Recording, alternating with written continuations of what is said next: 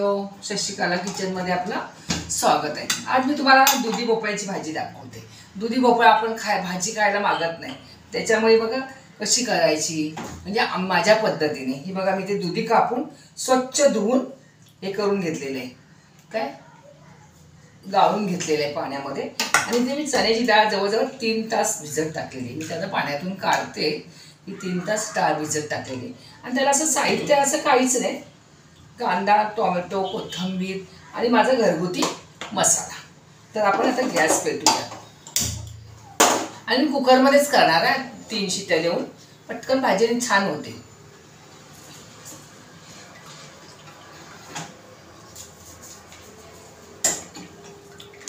तेल जरा व्यवस्थित घालायचा। ही बिन पाण्याची भाजी छान होते, फक्त डाळ भिजलेली पाहिजे आपली।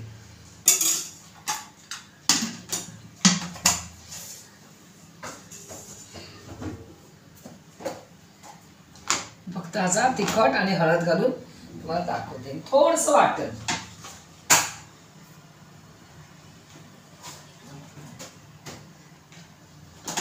हे माझं वाटण म्हणजे मी असं कांदा खोबऱ्याचं काळं वाटण वाटून ठेवते ना, ते हे वाटण घाला थोडंसं घालणार आहे। आणि थोडीशी ग्रेव्ही व्हावी म्हणून अगदी छोट्या स्पूनभर। आणि तेल टाकलंय तर कांदा टाकते। आपल्याला कांदा चांगला लाल करून घ्यायचा। मी चांगले छोटे छोटे 2 कांदे घेतलेले आहेत। आपण नेहमी दुधी भोपळा खायला कधी कंटाळतो, पण चण्याची डाळ घातली ना तर खूप दुधीची भाजी छान होते।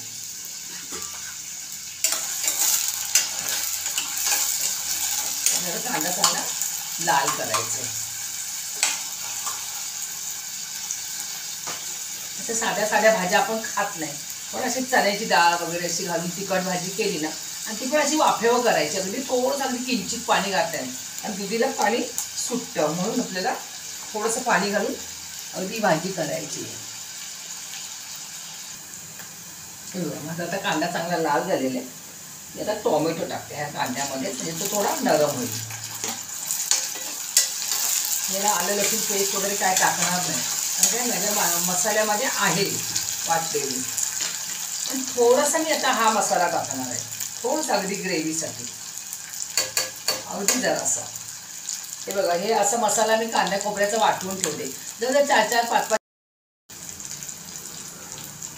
हे बघा टोमॅटो टाकला, ते वाटण टाकलं, मध्येच माझ्या मोबाईलचं हे झालं। आता आपल्याला लाल तिखट आणि हळद टाकायची।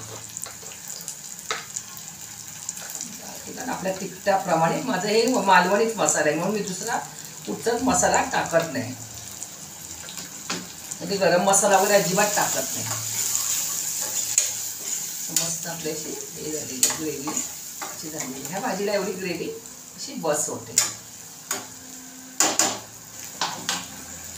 त्याच्यामध्ये मी चण्याची डाळ चांगली भिजत ठेवायची 2-3 तास। मी कोमट पाण्यामध्ये 3 तास ठेवलेली। आणि दुधी मला जास्त वाटला तर मी तोंड टाकणार, चांगला अर्धा किलो होता।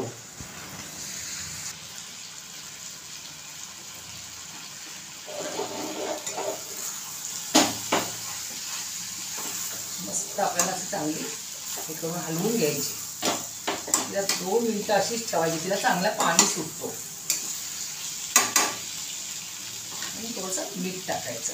मीठ मला हातानेच टाकायला आवडतं, कारण काय चमच्याने अंदाजच समजत नाही, म्हणून मिठात नेहमी मी हातच घेते। चांगली आपल्याला अशी हलवून घ्यायची आणि 2 मिनिटं तिला असं परततच राहायचंय। तुम्ही एकदा आपण कोबीची भाजी कशी करतो चण्याची डाळ घालून मिरचीची, तशीच ही पण करायची। एवढं त्याच्यात मसाला टाकायचा, खूप छान होते भाजी।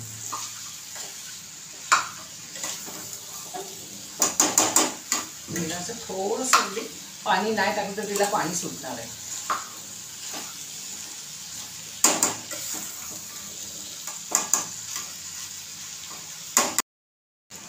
हे बघा, मी थोडं पण पाणी वापरलेलं नाही। असं मस्त असं घालणार आहे 1 चमचा। हे बघा अगदी किंचित घालणार आहे, नाही तर हिला पाणी सुटेल। म्हणजे छोटा एकदम स्पून आहे ना, तो घातला। तिला आता आपल्याला अशी आपण 3 शिट्ट्या काढून घ्यायचे। असं चांगली कोथिंबीर टाकायची,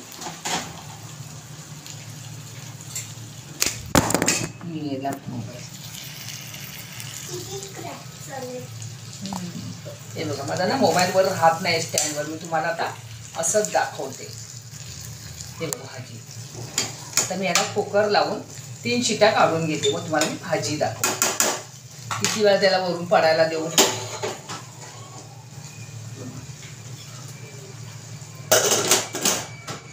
सोड यांची पाणी न घालता भाजीला पाणी किती सुटलंय बघा. म्हणून भाजीमध्ये पाणी घालायचं. मी पकडते. रियांशी होती तू भाजी बनव मी पकडते. ए नको मस्त अशी आपली भाजी शिजलेली आहे. सोड आई मी पकडते. काय पकडणार तिला हाऊस दे पकडायची ग. दिसत नाही ग. हा हा बस बस बस हा बस असे रियांशी पकडते. हा जरा सगळ्यांनी हे करून घ्या. तिला आवड आहे पकडायची. आई सोड तुझा हात दिसेल. हात दिसेल नाही. भाजी दिसत नाही माझी. हे बघा अशी दुधी भोपळ्याची भाजी एकदम छान झालेली आहे. फक्त चण्याची डाळ